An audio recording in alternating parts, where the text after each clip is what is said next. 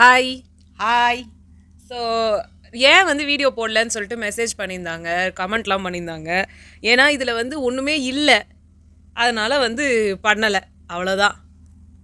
ஆமாம், என்னங்க ஒரே போராக போயிட்டுருக்கு. எல்லாமோ எல்லாம் சில பேருக்கு பிடிச்சிருக்குதோ இல்லையோ என்னன்னு எங்களுக்கு தெரியல.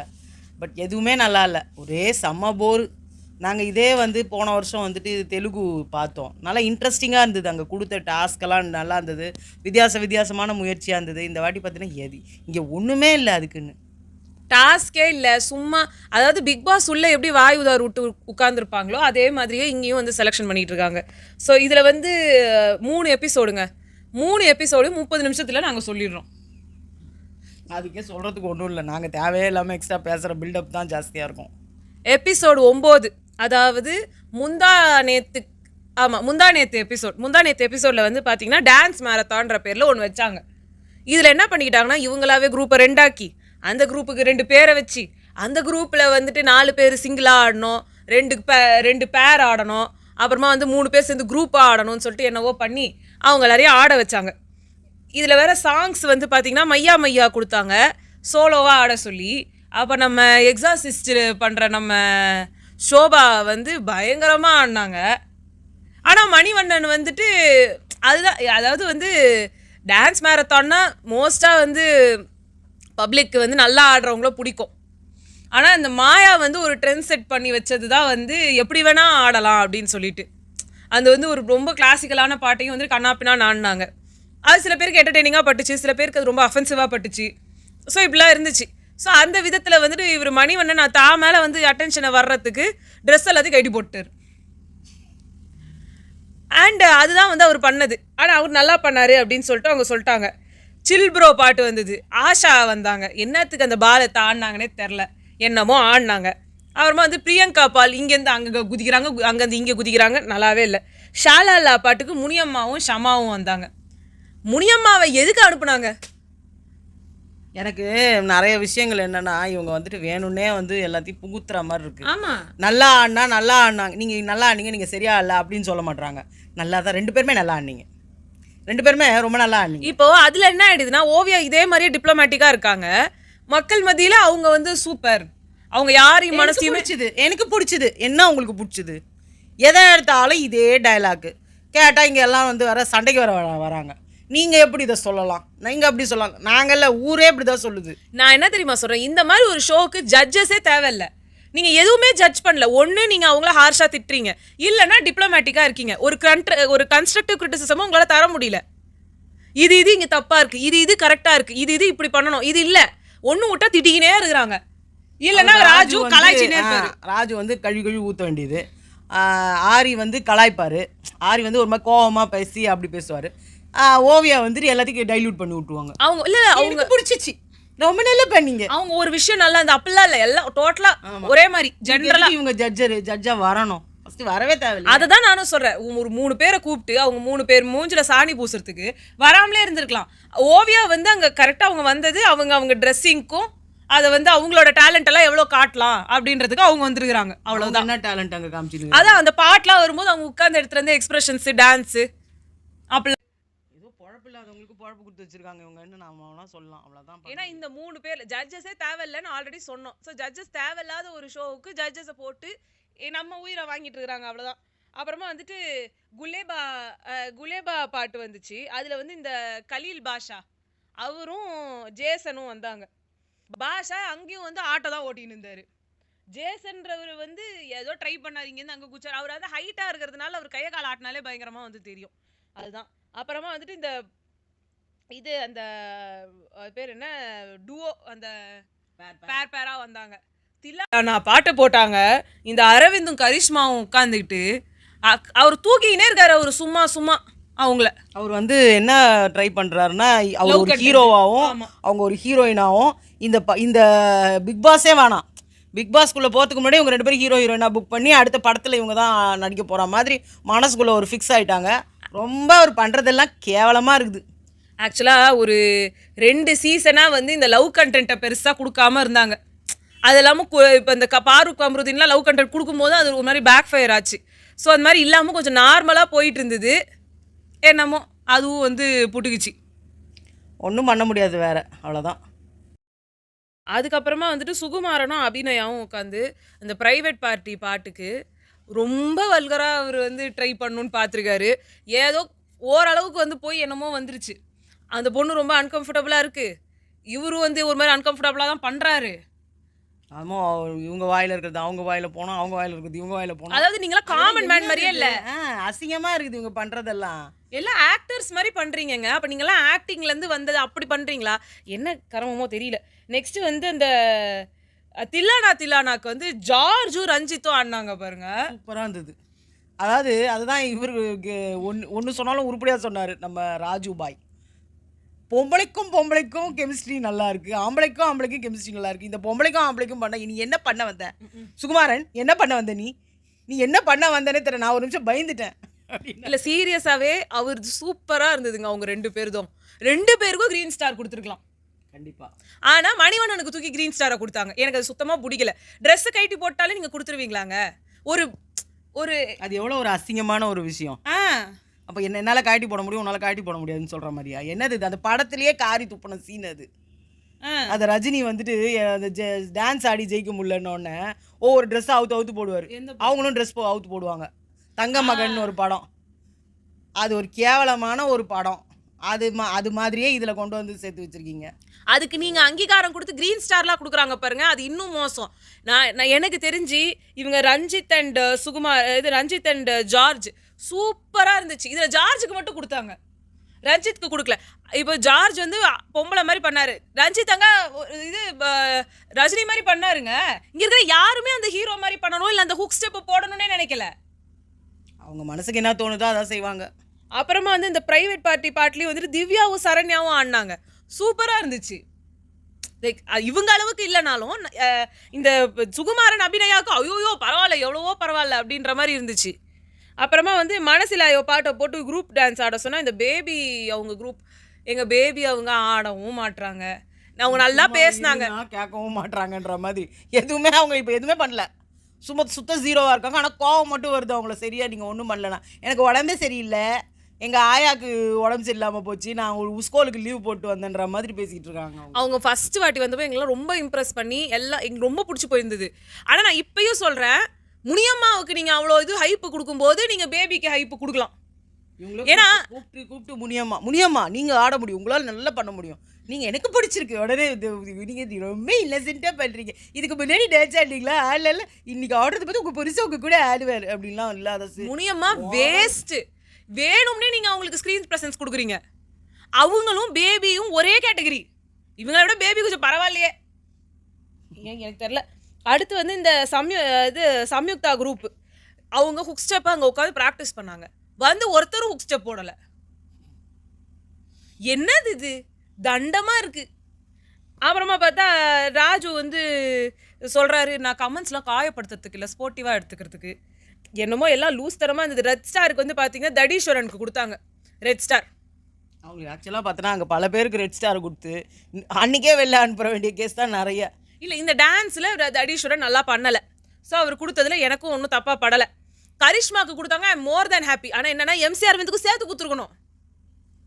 ஒரு 3 கார்டு போடுங்களேன். என்ன அப்போ அவர் அந்த முனியம்மா வந்து இதுக்கு வந்து ஒரு ரீசன் வச்சுறாங்க. அப்போ கரிஷ்மா செகண்ட் டைம் ரெட்டா? ஃபர்ஸ்ட் டைம் இதான் ரெட்டு. இதுக்கு ரீசன் வந்து முனியம்மா சொல்கிறாங்க, அரவிந்த் வந்து அவரோட சந்தோஷத்துக்கு ஆடிக்கிட்டாரு, நம்ம சந்தோஷத்துக்கு ஆடலை. ஒன்று வெரி குட். ஐயோ 100 பாயிண்ட். ஐயோ முனியம்மா வாய் திறந்து எதனா பேசிட்டாலே அது வந்து வட்டெழுத்து அப்படியே எழுதி அப்படியே பொறிச்சு கல்வெட்டா பொறிச்சு உட்கார வச்சுருவாங்க அங்கே. இதில் வேறு தடீஸ்வரன். எனக்கு இது டிட் ஃபார் டேட் மாதிரி தோணுது. நான் சொன்னேன், அதனால அவங்கெல்லாம் என்ன சொன்னாங்க, நான் ஒத்துக்க மாட்டேன், எனக்கு வேணாம், எனக்கு ரெட்டு வேணாம். என்னங்க நீங்கள் ஏங்க? ஷோ முடியலடா சாமி. அடுத்த நாள் எபிசோட் 10 வந்துதா, சரி அங்கே தான் பண்ணுறாங்களான்னு பார்த்தா அங்கே உட்காந்துக்கிட்டு க்ரோசரி டாஸ்க்குன்றாங்க. போன சீசனில் க்ரோசரியே இல்லை, அப்புறம் என்ன க்ரோசரி டாஸ்க்கு? இதில் வந்து ஒரு 3 குரூப் ஆக்கி அந்த குரூப்பில் வந்து கோச்சு பிளேயர்னாக்கி கண்ணை கட்டி பாலை தள்ள விட சொன்னால் அந்த எம்சி அரவிந்த்ன்றவருக்கு நல்லா கண்ணு தெரியுது, நேராக போய் போடுறாரு. பரவாயில்ல, கண்ணு தெரிஞ்சா கூட அது பரவாயில்ல. அதுதான் அவங்க சொன்னாங்க, எல்லாருக்கும் கூட கண்ணு தெரிஞ்சிருக்கலாம். ஆனால் கண்ணு தெரியுதுன்றதை நீங்கள் அப்பட்டமாக கண்டுபிடிச்சி அப்பட்டமாக அப்படியே பண்ண பாரு, நேராக திருப்பி அடிச்சிட்டு வரோம். இதுக்காக தள்ளி வச்சாங்க அடுத்த ரவுண்ட்ல. அப்போ பார்த்தா சுத்தமா அவர் போடவே இல்லை. அப்பையும் வந்து அவர் நடிச்சுட்டு தான் இருந்தார். நல்லா கண்ணு தெரிஞ்சிருக்கு. நான் என்ன சொல்றேன், ஒரு துணியை கட்டிட்டு அதுக்கப்புறமா பிளாக் கிளாத் தானே யூஸ்வலாக நம்மளோட இதில் பண்ணுறது. எதுக்கு வெறும் பிளாக் கிளாத் அப்புறமா கண்ணு தெரியுதுன்ட்டு. இது ஒரு பிரச்சனை வனிதா கூட வந்துச்சு இல்லை, எப்போ பார்த்தாலும் தான். இங்கே கூட வந்துட்டு இது விஷ்ணுவும் இவரும் சேர்த்து கண்ணு தெரியுது நல்லா நேராக போய் கை வச்சாங்கலாம் சொல்லின்னு இல்லை. ஆமாம். இதில் வேற வந்து 5000 ரூபா 3000 ரூபா 2000 ரூபான்னு வாங்கி கடைசியில் வந்து இந்த 5000 ரூபா டீமு இது 3000 ரூபா டீம் வாங்கினவங்க ஜேசனும் பேபியும் போய் அது எப்படியோ 2860 ரூபாய்க்கு வாங்கிக்கிட்டாங்க. அது மட்டும் இல்லாமல் ஒழுங்காகவும் பேசினாங்க, நல்லாவும் வந்து பேசி அந்த கதை சொல்லி அதை அழகாக பண்ணாங்க. அதனால் அவருக்கு வந்ததுன்னு கூட வச்சுக்கோங்க. மற்ற மாதிரி இந்த 5000 ரூபா டீமு 4150 ரூபா வாங்குச்சு. பிரியங்கா இது 2000 ரூபா டீமு 1700 ரூபாய்க்கு வாங்கினாங்க. இப்போ இந்த இடத்துல வந்து இவங்க இதெல்லாம் டீம் நல்லா போச்சு. அதை மற்ற டீம் இருக்குது பாருங்க, முனியம்மாக்கு ஒரு கதையே சொல்கிறாங்க. அந்த கதையில் அந்த வேலைக்காரமா வீகன் அப்படின்றாங்க. குரூப்போட உட்காந்து பேசியிருந்தா வீகன்னா என்னன்னு முனியம்மாவுக்கு சொல்லி கொடுத்துருப்பாங்க. ஏன்னா பேபிக்கும் தெரிஞ்சிருக்க போகிறது கிடையாது, அவங்களுக்கும் சொல்லி தான். எதை பேசினாலுமே தான் வந்து ஆல்ரெடி செலக்டட்ன்ற திமிர்லேயே இருக்கிறாங்க முனியம்மா. நான் நினைக்கிறேன் உள்ளே போயிட்டு அவங்க பண்ண போகிற அலப்பறை வேணும்னா பாரு. அவங்க நிஜமாவே பேரை எடுத்துட்டு தான் வர போகிறாங்கங்க. ஏன்னா இவங்க செலக்டட்னு தெரிஞ்சிருச்சு. உள்ளே போகிறாங்க, கூட கரிஷ்மாவும் போகிறாங்க, ஜேசனும் போகிறாங்க. அப்புறமா ஒரு 2 பேர் உள்ளே போவாங்க. நீங்கள் யாரும் வந்து பயப்பட வேணாம், MC அரவிந்த் அனுப்பி விட்ருவாங்க. கவலைப்படாதீங்க, கரிஷ்மாவுக்கு பேர் வேணும். ஆமாம், எனக்கு தெரிஞ்சு விஜே சுகுமாரன் அவரையும் அனுப்பி விட்ருவாங்க. இது வந்து இந்த ஜட்ஜுங்களாம் 3 பேர் அனுப்புவாங்க, 2 பேரையோ 3 பேரையோ. ஆமாம், எப்படி இருந்தாலும் ஒரு 6 பேரை உள்ளே தள்ளுவாங்க. ஆமாம். ஸோ அதுக்கப்புறம் வந்து பார்த்தீங்கன்னா பிடிச்சவங்களை உள்ளே விடுங்க, உங்களுக்கு பிடிச்சவங்களை உங்கள் சோத்தில் உப்பு இருக்கா பாருங்க. ஆனால் லாஸ்ட்டாக மாயா மட்டும் என்ன பாவம் பண்ணாங்க? மாயாக்காக ஒருத்தர் அனுப்ப வேண்டியதான், 7 பேர் அனுப்ப வேண்டியதான் உள்ள. இதில் என்னன்னா எல்லாம் உள்ளே போயிடுறாரு இருக்கும். அது வரும்போது இந்த கிரீன் இந்த எபிசோட்லயாவது முனியம்மா வந்து யார் பேச்சு கேட்கலன்றத ஜட்ஜஸும் மற்றவங்களும் சேர்ந்து ஒத்துக்கினாங்க. ஆனாலும் ஒத்துக்கினதுனால ஒன்றும் ஆகலை. கிரீன் ஸ்டாரை வந்து ஜார்ஜ் கொடுத்தாங்க, அவருக்கு 2வது கிரீன் ஸ்டார் இது. ஏன்னா அது கதை நல்லா சொன்னார், அவர் நிஜமாவே டேலண்டடாக இருக்காரு. எனக்கு தெரிஞ்சு இந்த ஜேசன் சஞ்சய் போய் வெளியில் அனுப்பியிருந்தாங்கன்னா ரொம்ப தப்பு. எனக்கு ஜேசன் சஞ்சய்ன்ற ஜேசன் கௌஷி மணிவண்டனா அவர் பேர், எனக்கு மணிவண்டன் அவரும் ஓரளவு டேலண்டடாக தான் இருக்காரு. சும்மா அந்த ஜேசன்றது கையை காலை வளர்த்து விட்டு இப்போ போதை கேஸ் மாதிரி தான் இருக்குது. அது தவிர ஒரு மண்ணாங்கட்டிக்கும் லாயக்கு இல்லை. அது இந்த தடீஸ்வரனுக்கு 2வது ரெட் ஸ்டார் அவரே வந்து நான் எனக்கு கொடுத்துருங்கன்ட்டாரு. சந்தோஷம். அதுக்கப்புறமா வந்து இப்போ இன்னைக்கு எபிசோடு GK ரவுண்டுன்ற பேரில் தண்டக்கர் மாந்திர கேள்வி. இதுக்கெல்லாம் யாருக்கும் பதிலே தெரியல. அதுவும் எனக்கு பேபி மேலே சம கடுப்பு. என்ன சொல்லிட்டு வந்தாங்க, எல்லாத்தையும் உட்காந்து கரைச்சி குடிச்சேன். மற்றவங்க எல்லாரும் அங்கே இருக்கவங்களாம் எல்லாத்தையும் கரைச்சி குடிச்சேன். விஜய் சுகுமாரனை உட்காந்து புகழறாங்க. நம்ம உட்காந்துக்கிட்டு இருக்கிறோம். எல்லாரும் மனசு தொட்டு சொல்லுங்க, இங்கே பார்த்துட்டு இருக்கிற ஒவ்வொருத்தருக்கும் ஆன்சர் தெரிஞ்சிருக்கும். அப்புறம்லாம் இவங்கெல்லாம் என்னத்துக்கு பிபியோட ஃபேனுன்னு சொல்லிட்டு உள்ளே போகிறாங்கன்னே தெரியலையே. எல்லாருமே திவ்யா மேம் நான் பார்த்ததே இல்லைன்னு சொல்கிறேங்க. அந்த ஆஷா அது ஒரு லூஸு, இஷ்டத்துக்கும் வளரிட்டு கிடக்குது. அது இல்லை, டைட்டில் வின்னர் கேப்டனே அவன் டைட்டில் வின்னர் யாருன்னா யார் இதை சொன்னா திவ்யான்னு? அந்த இது அபிநயாவா? சம்யுக்தா அபிநயா கணேஷ் அப்படின்னு வந்த வாரமே ஃபஸ்ட்டு வாரமே கேப்டன் ஆகி அது ஏதோ ஒரு கேம் மாதிரி வச்சு ஃபஸ்ட்டு வீக்லேயே அவங்க தான் கேப்டனு. உங்கள் கண்ணு முன்னாடியே ராஜுன்றவர் உட்காந்துனுக்கிறாரு. இத்தனைக்கும் நாங்கள் சீசன் 5 பார்த்ததே இல்லை, ஆனால் இந்த இன்ஃபர்மேஷன்லாம் தெரியும். ஏன்னா இதெல்லாம் சும்மாவே வர்றது. அவங்க வந்து சொல்லிட்டதுக்கு அப்புறமா குரூப்பில் வர சொல்லி கொடுக்குறது, அது தப்பாக சொல்லி கொடுக்குறது. உங்கெல்லாம் சீசன் 8ல் தீபக்கு ஆந்த்ரோபோடா அப்படின்னு அவரு ஐயோ அவர்ல நீங்க என்ன பண்ணுவீங்க? இதெல்லாம் வேஸ்ட் உள்ள போறது. இல்லம்மா ஏதோ கேள்விகளை தேவனையப்பாவானார் அது இது என்னென்னமோ ஆன்சர்லாம் வந்துச்சு. இங்கேருந்து எதுவுமே வராது போல, தண்டக்கர் மாந்திரம் போல. எல்லாரும் ஒரிஜினல் ஜிகேக்கெல்லாம் இவங்கெல்லாம் எடுப்படாது, அதனால தான் இவங்கெல்லாம் பிபிஜிகே போட்டாங்க. குப்பையை யார் கொட்டினா? ஐஸ்வர்யா பாலாஜி மேலே கொடு. இது ஒரு question. First red card Mahat, small BB season 7, சிஷியன் யாரை கூப்பிட்டாங்க? சாண்டியை. இதெல்லாம் ஒரு கேள்வியா? எனக்கு புரியவே இல்லை. கவினை யார் அடிச்சா? அது வந்து ஒரு சுகுமார் வந்து ஒரே பெருமை வேற. அதுதான் சொல்றேன், எருமைக்கு ஏன் இந்த பெருமைன்ற மாதிரி எல்லாம் எனக்கு தெரியுது. உனக்கு முதல்ல தெரியாம இருந்தாலும் அதுவே அதிசயம். இப்போ சீசன் 1ல ஃபர்ஸ்ட் கேப்டன் யாரு? ஏங்க அது யாருக்கும் தெரியாதாங்க? பேபி அது போய் உளறிங்க வந்தது. இல்ல அது காசு யாரு கம்மியா எடுத்தா? என்ன கேப்ரியலா வினோதான் யாருக்குமே கதிரவன் ஒருத்தர் தெரிஞ்சே இருக்காது. நான் அவளா பெட்டு கட்டுறேன், யாருக்காவது தெரியுமான்னு அவங்க கேட்கவே இல்லை தைரியமா. சூப்பர் மாடல் யாருன்னு தெரியாதான். அப்புறமா வந்து இந்த பிபி டாட்டூ போட்ட ரித்விக் மாயான்னாங்க பேரு. மாயா எப்போ டாட்டூ போட்டாக்காங்க? மோஸ்ட் நாமினேஷன்ஸ் யாருன்னா ஓவியா, ஆரியண்ணன், பேபியில் ஆரியண்ணன். நாங்கள் ஏன் பேபி பேபி திருப்பி சொல்லணும், ஏன்னா நாங்கள் பேபிக்கு வந்து ஒரு சப்போர்ட் பண்ணியிருந்தோம். ஏன்டா சப்போர்ட் பண்ணுவோன்னு இப்போ இருக்குது. ஒரு வந்து ஓவியாவா இவங்களாம் ஜாக்லின் ரெக்கார்டு அது மோஸ்ட் நாமினேஷன்ஸ்னு இருந்த 15 வாரமும் 15 நாமினேஷன். இந்தியாவில் இருக்கிற அத்தனை பிக் பாஸ்லயும் சேர்த்து வச்சு எல்லாமே அதை எவ்வளோ பெரிய விஷயமா பேசிட்டு இருக்காங்க. அதாவது மொத்த இந்தியாவுக்குமே ஒரு சில பேர் தான் அந்த மாதிரி ஃபுல் நாமினேஷன்ஸ் வாங்கினவங்க. அதே மாதிரி 24 ஹவர்ஸ்ல எவிக்ட் ஆனது சாச்சனா. அந்த அந்த சீசனுக்கு அது என்ன சிஞ்சனா அசிஞ்சனா இல்ல, அததான் அவங்க வந்து ஒரு இதுவாவே பண்ணாங்க. நினைச்சிட்டாங்க. அவர் குசு குசுன்னு சொன்னோடனே உங்க காதுல உள்ள போலகுது. அதுல அப்புறமா வந்து 3 கேப்டன்களை போட்டு அந்த இது பண்ண வச்சாங்களே டம்ஷராட்ஸ். இந்த ஆஷா டீம்ல வேஸ்ட்டுமா. பிரதீப் வந்து கவினை ஹிட் பண்ற அடிக்கிறது இதை விட ஈஸி. அது வேற ரெண்டாவது சான்ஸ்ல தானே அதை கொடுத்தாங்க. ஃபர்ஸ்ட் பண்ணது தான் பண்ண தெரியல உங்களுக்கு. இல்ல, அது ஒரு ஆன்சரா அங்க சுகுமாரன் சொல்லியும் உன்னால அங்க நடிக்க முடியல. அப்பதான் சொல்லி முடிச்சாரு. ஐயோயோ எப்பா தண்ட கருமாந்திரமா இருக்காங்க. இல்ல என்னதான் பண்ணாங்க இவங்கலாம் என்னத்த இவங்கலாம் கிரியேட்டர், இவங்க என்ன வீடியோ கிரியேட்டர் ஒண்ணுமே பேசிக்கா. நீங்கெல்லாம் பிக் பாஸ் வந்தா ஃபேமஸ் ஆயிடலாம். பிக் பாஸ்ன்றது இந்த மாதிரி ஒரு விஷயம். அதுல இருக்க இன்ஃபர்மேஷன்லாம் தெரிஞ்சுக்கிறதோ இல்ல இது you are not a fan, you are just a viewer. Select ஆகி உள்ள போனோம்னு துட்டு சம்பாதிச்சிடலாம், அவ்வளவுதான். அப்புறம் சினிமாக்கு போயிடலாம், அப்படியே சீரியல் போயிடலாம், சிஎம் ஆயிடலாம். ஆமா, எல்லாம் அந்த ஒரு நோக்கத்துல தான் உட்காந்துன்னு இருக்காங்களே தவிர்த்து யாருக்குமே இது ஒரு இது. அதனாலதான் நிஜமா பிக் பாஸ் ஃபுல்லா ஃபாலோ பண்ணவங்க அந்த ஷோக்குள்ள போறதுக்கே 1000 வாட்டி யோசிப்பாங்க. இதெல்லாம் வச்சுதான் நீங்க முதல்ல செலக்ட் பண்ணிருக்கணும். நீங்க சும்மானா வீடியோவை பார்த்து செலக்ட் பண்ணிட்டு இங்க வந்து இந்த கேள்வியை கேட்டுக்கிறீங்க. இந்த கேள்வியை கேட்டு தான் மெயின் டாஸ்க்குக்கே உங்களெல்லாம் உள்ள விட்டுருக்கணும். இல்ல இங்க டாஸ்கே இல்ல, அதுதான் கொடுமையை வச்சு நல்லா கும்மி அடிச்சுக்கிட்டு இதுதான் அப்ப இந்த வருஷமும் இதான் நடக்க போகுது. டாஸ்க்னு ஒன்று கொடுக்க போறதே கிடையாது உள்ள. இல்ல ரெட் கார்டு கொடுத்தா, ரெட் கார்டு 2 பேர் எவிக்ட்ன்ற மாதிரி காமிச்சு ப்ரோமோ போட்டு சீனை போட்டு எல்லாத்தையும் பண்ணி 4 பேர் ரெட் கார்டுன்னு வந்து மொத்தவங்க சொன்னதை சொல்லிட்டாரு அவரு. ஆனா யாருன்னு எனக்கு தெரியாதுன்னே.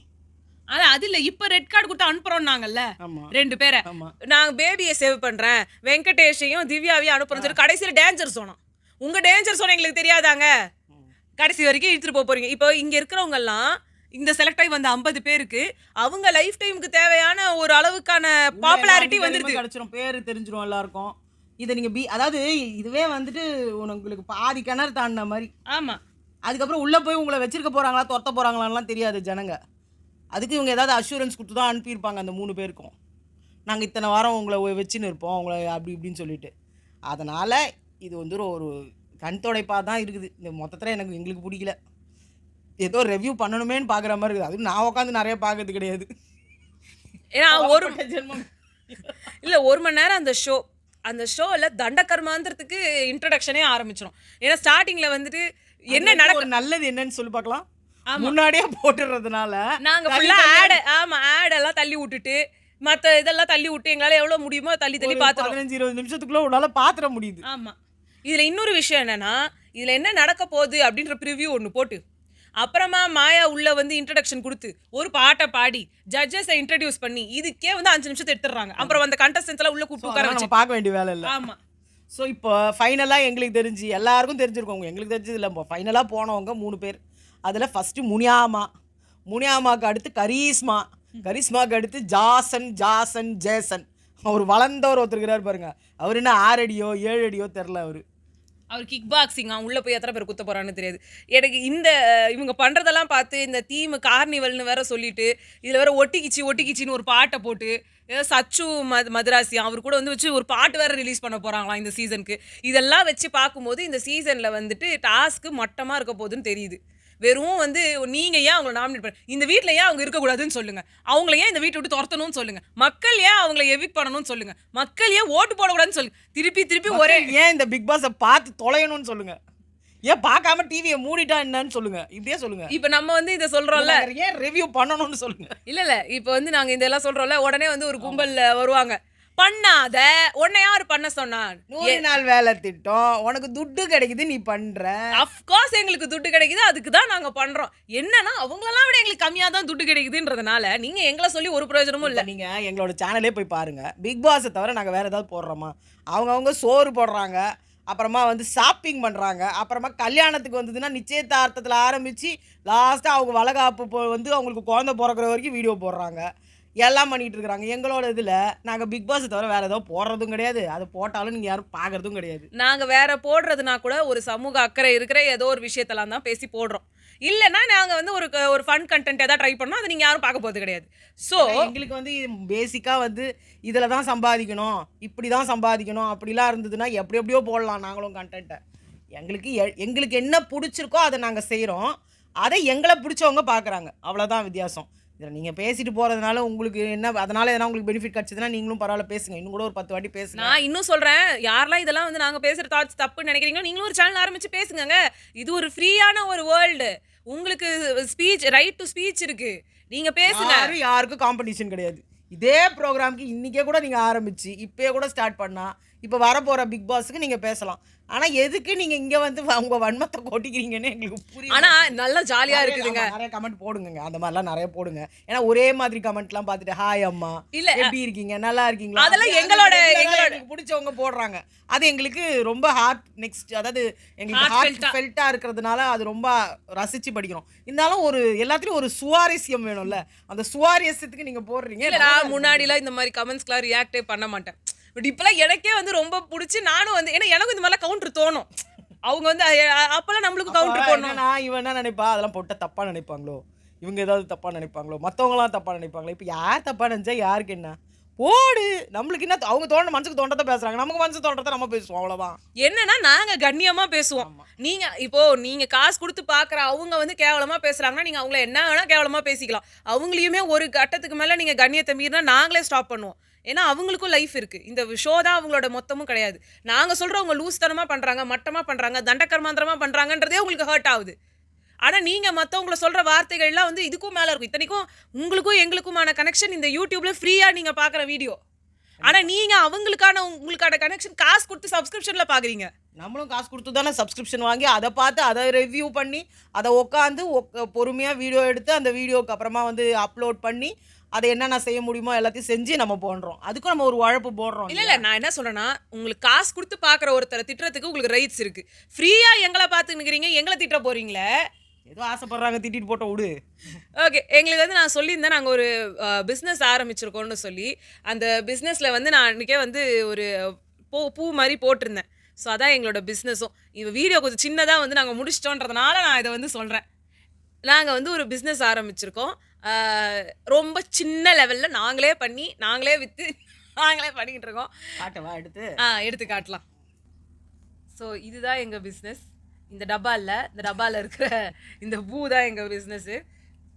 அதில் வந்து இது வந்து நெஜ பூ இல்லை, இதெல்லாம் ஃபோம் ஷீட்டால் செய்யப்பட்ட பூக்கள். நாங்களே இந்த ஷீட்லேருந்து நாங்களே பூ பண்ணி இந்த கெம்பு ஸ்டோன் வாங்கினது. இது பூலாம் நாங்களே தான் பண்ணுறோம்.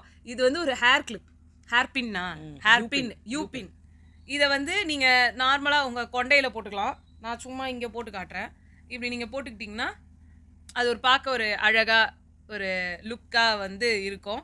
இதை வந்து ஃபங்க்ஷன்ஸ்லாம் போட்டுக்கலாம். உங்களுக்கு அந்த மாதிரி நடுவில் வந்து ஸ்டோன்ஸ் இல்லைனாலும் இந்த மாதிரிலாமும் நாங்கள் பண்ணுறோம். ஸோ இதையும் வந்து நீங்கள் சும்மா குத்தி வச்சுக்கலாம்.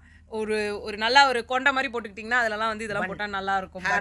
ஹேர் பன் இல்லைலாம் ரொம்ப மேலே போட்டணும், கொஞ்சம் கீழே போட்டுக்கிறேன். அதே மாதிரியே வந்து இது வந்து க்ரொக்கடைல் கிளிப்பு. இது வந்து இந்த மாதிரி ஆலிகேட்டர் கிளிப்பு, எல்லாம் ஒன்று தான். இது வந்து இது கிரேட்டர் தேன் லெஸர் தேன் அந்த மாதிரிலாம் வந்து காட்டுற இந்த க்ரொக்கடைல் ஆலிகேட்டர் கிளிப்பு. இதில் நாங்கள் வந்து இதெல்லாம் வந்து டிஷ்யூ பேப்பரில் வந்து பண்ணியிருக்கோம்.